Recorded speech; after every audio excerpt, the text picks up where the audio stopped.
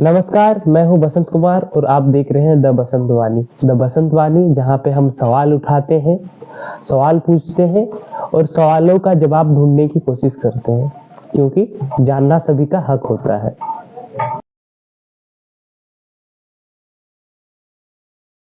झारखंड सरकार विस्थापितों के लिए कई योजनाओं के बड़े-बड़े दावे करती है, लेकिन हकीकत में चांडिल डैम से प्रभावित लोग आज भी अपने अधिकारों के लिए दर-दर भटक रहे हैं। और इन सब के बीच हमारे ईचागढ़ विधायक माननीय सविता महतो की भूमिका भी सवालों के घेरे में है। क्या ये सिर्फ दिखावे के लिए मुद्दा उठा रही है या वास्तव में कोई ठोस कदम उठाने में भी सक्षम है?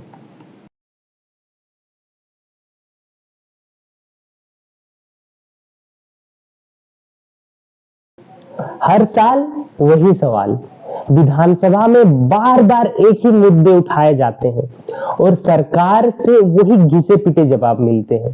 क्या ये जनता के साथ धोखा नहीं है? सवाल तो बनता है। श्रीमती सविता महतो माननीय विधायक द्वारा दिनांक 6/3/25 को पूछा जाने वाला तारांकित प्रश्न संख्या 42। मैडम पूछती हैं, क्या ये बात सही है कि चांडिल बांध का निर्माण वर्ष 1985 में किया गया है? सरकार का उत्तर होता है कि अस्वीकारात्मक है ये। दूसरा सवाल ये पूछती हैं, क्या ये बात सही है कि चांडिल बांध का निर्माण से हुए विस्थापितों को पुनर्वासित किए जाने हेतु 22 स्थल चिन्हित किया गया है, लेकिन उसमें से मात्र 13 स्थलों को ही आधा अधूरा विकसित किया गया है? सरकार का जवाब आता है, हाँ भाई, ये स्वीकारात्मक है। मैडम तीसरा सवाल करती हैं, क्या ये बात सही है कि माकुला, सीतू, कुंद्रिलोंग, घाघरी, पारगामा, बांदू, झिमड़ी, मुरुगडी एवं चाकरी गांव को अब तक विकसित नहीं किया गया है? सरकार का जवाब आता है, हाँ, ये भी स्वीकारात्मक है।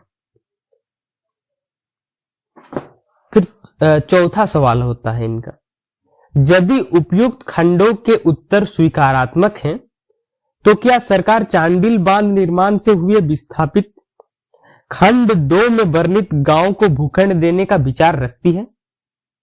हाँ तो कब तक, नहीं तो क्यों? अब सरकार का जवाब आता है पूरे पॉइंट में, चारों सवाल का जवाब एक पॉइंट में देती है। चांडिल डैम का निर्माण कार्य वर्ष 1982 में शुरू हुआ एवं वर्ष 1992 में पूर्ण हुआ। दूसरा बताता है कि 13 पुनर्वास स्थल को विकसित किया गया है। तीसरा पॉइंट है इसमें, 13 पुनर्वास स्थल में कुल 4342 आवासीय भूखंड है, जिनमें से 2641 भूखंड विस्थापितों को आवंटित है एवं 1701 भूखंड शेष है। 13 पुनर्वास स्थल पर रिक्त भूखंड पर पूर्ण आवंटन के पश्चात अन्य 9 पुनर्वास स्थल पर भूखंड आवंटन एवं विकसित करने की कार्रवाई की जाएगी।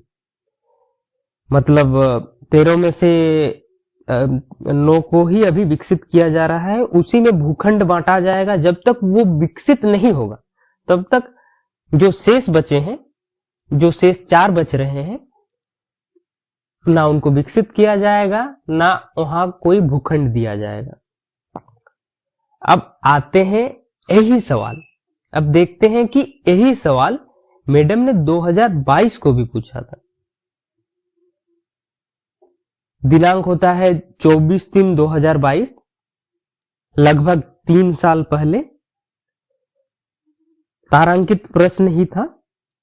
पॉइंट नंबर 4 देखिए, क्या ये बात सही है? मैडम क्वेश्चन कर रही हैं, क्या ये बात सही है कि विस्थापित 22 पुनर्वास स्थलों में संपूर्ण बुनियादी सुविधा विकास आज तक नहीं हो पाई है? सरकार का जवाब आता है, हाँ, ये आंशिक स्वीकारात्मक है। विस्थापित परिवारों को बसाने हेतु चिन्हित 22 पुनर्वास स्थलों में से 13 पुनर्वास स्थल विकसित किया गया है। विकसित पुनर्वास स्थलों पर 1358 परिवार आवासित हैं तथा रिक्त भूखंडों पर विस्थापित परिवारों को बसाने हेतु मुहिम चलाई जा रही है। बताइए।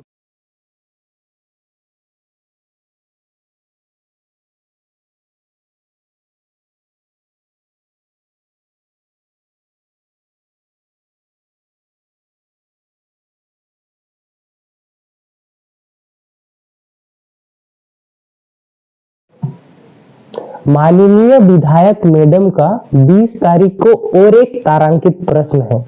प्रश्न में वो पूछेंगी कि विस्थापितों को कितना मुआवजा मिल चुका है। इनका जवाब भी उन्हें 2022 में ही मिल चुका है। इसमें कहा गया है कि जितने भी डूब क्षेत्र में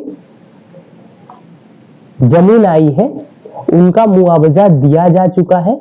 अभी की जो आरएल की स्थिति है उस हिसाब से पुनर्वास का कार्यक्रम चलाया जा रहा है।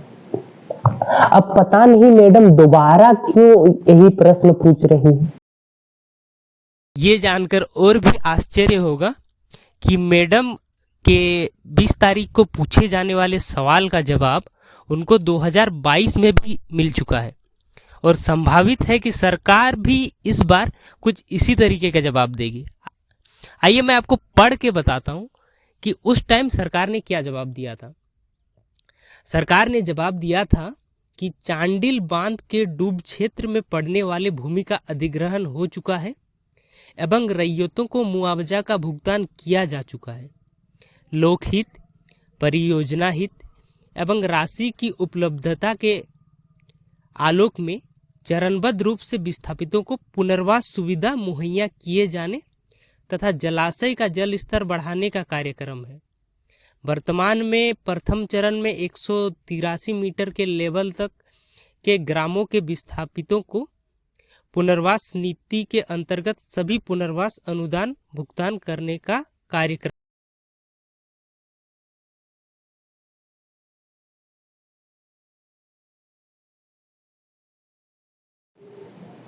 आखिर ऐसा क्यों कर रही है सरकार और क्यों बार बार सेम सवाल पूछ रही है विधायक सबिता महतो। दरअसल इचागढ़ की राजनीति में विस्थापित समस्या एक दुधारू गाय की तरह है जिसको जब मन चाहा उसने दूह लिया और सत्ता का सुख पा लिया। इचागढ़ विधायक भी इन्हीं के सहारे सत्ता के गलियारे तक पहुंची थी। अब उन्हें लगता है कि अगर मैं इस समस्या का समाधान कर दूंगी तो अगली बार मुझे सत्ता की सीढ़ी कैसे मिलेगी, यानी सत्ता में वापसी कैसे होगी।